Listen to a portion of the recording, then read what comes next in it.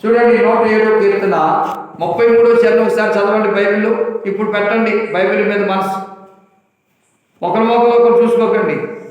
107వ కీర్తన 33వ చరణం చదవడం. కనపట్లేదా? 1 2 3 4 5 6 ట్యూబ్లైట్లు వేశారు. చదవండి. 33వ చరణం.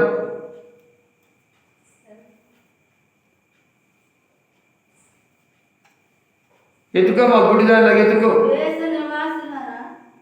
సరిగా చదువు. కళ్ళజోడు కూడా పెట్టావు కదా, మాకు కనపట్లేదా? చదువు.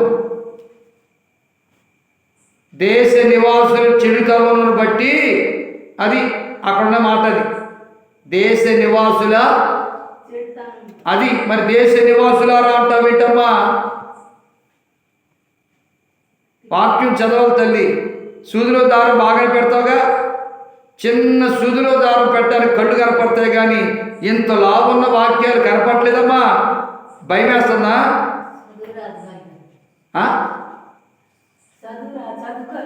అదైతే బాగా కనపడుతుంది, ఇదైతే చక్కగా చదవచ్చండి.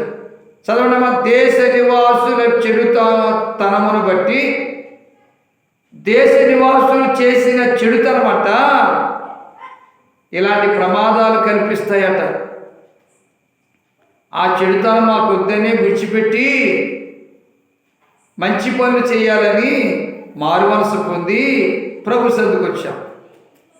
మరి ప్రభు సన్నిధికి వచ్చిన తర్వాత దేవుడు మన ప్రార్థన విని మనకు ఆరోగ్యం ఇచ్చాడు. దేవుడు మన ప్రార్థన విని మనకు ఆహారాన్ని సమృద్ధిగా ఇచ్చాడు. దేవుడు మన ప్రార్థన విని చక్కని గృహాలు ఇచ్చాడు, చక్కని వ్యాపారాలు ఇచ్చాడు, చక్కని భూపంటలు ఇచ్చాడు, చక్కని ఉద్యోగాలు ఇచ్చాడు, మన పిల్లలకు చక్కని చదువులు ఇచ్చాడు. ఆయన ఎన్ని మేలులు చేసినందుకు మీరేం చేస్తున్నారు? సుఖాన్ని అనుభవిస్తూ ప్రార్థన చేయటమే మానేస్తున్నారు, ప్రార్థనకు రావటమే మానేస్తున్నారు. అంటే ఎంత భయం ఉందో చూడండి. మనకి రక్షణ పొందిన వాళ్ళకి ఎంత భయం ఉందో చూడండి. అమలక్కలు రేపు వస్తారు, మా భక్తి గొప్పదని చెప్తారు, మళ్ళా మా ప్రార్థన గొప్పదని చెప్తారు. మళ్ళా ఎవరిని? ఎందుకు నీ భక్తి? బూడిదలో పోసిన పన్నీరే. సంఘ క్రమము యొక్క ఆరాధనలోని ఉండకుండగా ఆదివారం భక్తి పరులు అని, ఆదివారం ప్రార్థనా పరులు అని, ఆదివారం గుడికి వచ్చినంత మాత్రాన దేవుని ప్రార్థన వింటాడనుకుంటున్నావేమో. భ్రమపడకండి.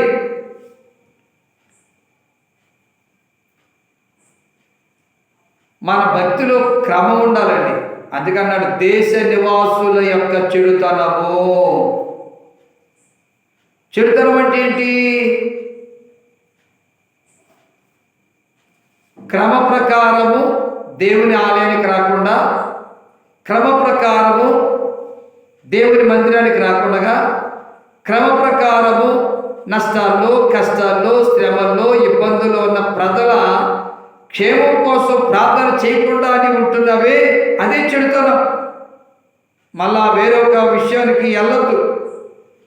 దేవుని మాట వినకపోవటమే నువ్వు చేస్తున్న చెడుతనం.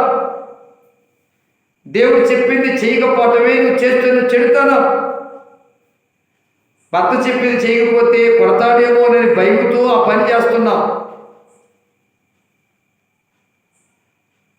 మరి భూమి ఆకాశంలో సృష్టించిన సృష్టికర్త చెప్పిన పని ఎందుకు చేయలేకపోతున్నావు?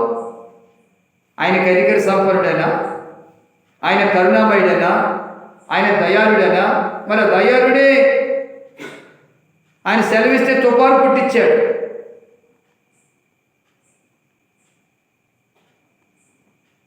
ఆయన దయాళుడే, కనికర సంపన్నుడే.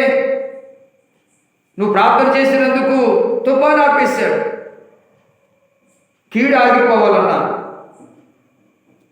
కరువు తొలగిపోవాలన్నా, రోగం పోవాలన్నా, దరిద్రత పోవాలన్నా, మన అవసరాలు తీర్చబడాలన్నా మనం చేయవలసింది ఒకటి ప్రార్థన. ప్రార్థన ప్రార్థన ఎప్పుడైతే ప్రార్థన చేస్తామో ప్రార్థన ఆలకించి తుఫాను ఆపేస్తాడు. ఎప్పుడైతే ప్రార్థన చేస్తామో ప్రార్థన ఆలకించి తరంగాలను అణిసివేస్తాడు. ఎప్పుడైతే ప్రార్థన చేస్తామో దేవుడు ప్రార్థన ఆలకించి శరీరంలో రోగాలను తొలగిస్తాడు. ఎప్పుడైతే ప్రార్థన చేస్తామో ప్రార్థన ఆలకించి మన కుటుంబాలలో ఉన్న కలవరాలు, కలతలు, కొట్లాటలు ఆపేస్తాడు. మా నెలల్లో కలవరాలు సెలరేగుతునే కారణం నీలో ఉన్న సోమర్థనం, నీలో ఉన్న భక్తిహీనత. మన శరీరాలలో రోగాలు సెలరేగుతునే కారణం నీలో ఉన్న పాపం, నీలో ఉన్న అవిధేయత. మోకాలు నొప్పులండి, శీలమాల నొప్పులండి, అరికాలు తిమ్మురులండి, భుజం లాగేస్తుందండి, తొడ లాగేస్తుందండి, గుండె పట్టేసిందండి, కడుపులో మంటండి, వెనకాల నొప్పండి, మెడలు వాసిపోతున్నాయండి. ఇవన్నీ సెలరేగటానికి కారణం తెలుసా? నీ పాపము. ఊరుకోడు పాస్టర్ గారు, నేనేం పాపం చేయలేదు. చేశావు, ఆజ్ఞ అతిక్రమించావు, అదే పాపం. ప్రార్థన మానేసి ఇంటికాడ ఉన్నావు, అదే పాపం. ఇతరుల మీద అబద్ధాలు చెప్పావు, అదే పాపం. ఇతరుల మీద నిందలు మోపావు, సాడీలు మోపావు, అదే పాపం. ఈ పాపం నిన్ను పట్టుకుంటుందని యెషయా ప్రవక్త ద్వారా చెప్పాడు. కీర్తన గ్రంథంలో కూడా చెప్పాడు, లేవియా కాండములు కూడా చెప్పాడు. కాబట్టి మనం ఏం చేయాలమ్మా? ఎవరికి ద్రోహం చేయకూడగా, ఎవరికి అన్యాయం చేయకూడగా, ఎవరికి మోసం చేయకూడగా, ఎవరికి దోచుకోకుండగా, ఎవరి మీద బూతులు నిందలు మోపకుండగా, నీకు కలిగినది ఒకరికి పెడితే దేవుడు నీకు కృపనిస్తాడు. దేవునికి స్తోత్రం చెబుదాం. హల్లెలూయా.